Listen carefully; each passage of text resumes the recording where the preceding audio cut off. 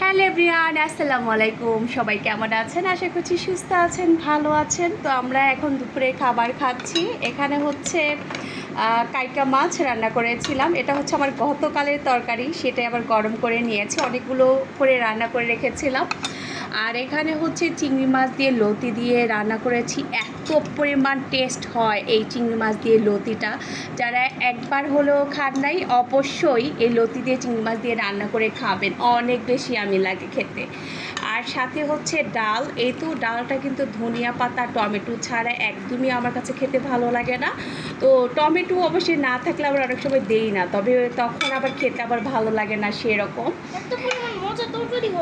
এত পরিমাণ মজার তরকারি হয়, দেখেন না আমার মেয়ে এত মজা করে খাচ্ছে। তো ওর খাওয়া দেখে আমারই কিন্তু ক্ষুধা লেগে যাচ্ছে, কিন্তু এখন আমি খাবো না, আরও পরে খাবো। ওকে তাড়াতাড়ি করে দিয়ে দিয়েছি, কারণ লতি দেখে ওর এত পরিমাণ ক্ষুধা লেগে গিয়েছে, মানে সে আর মানে ধৈর্য ধরতে পারতেছে না, তাই তো?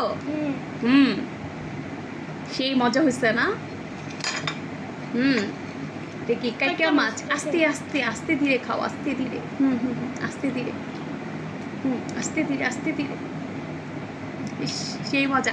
আর হালকা হালকা বাহিরে বৃষ্টি হয়েছে, এতক্ষণ হালকা ছিল।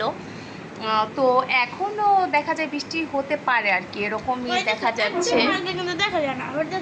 হইতাছে হালকা হালকা একটু হচ্ছে আর কি। তো এই হচ্ছে আমাদের দুপুরের খাবার।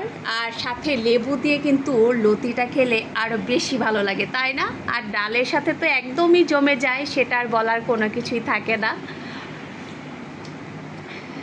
তো ওকে, সবাইকে আল্লাহ হাফেজ। মুস্কান একটা আল্লাহ হাফেজ বলে দাও সবাইকে। সবাইকে টাটা।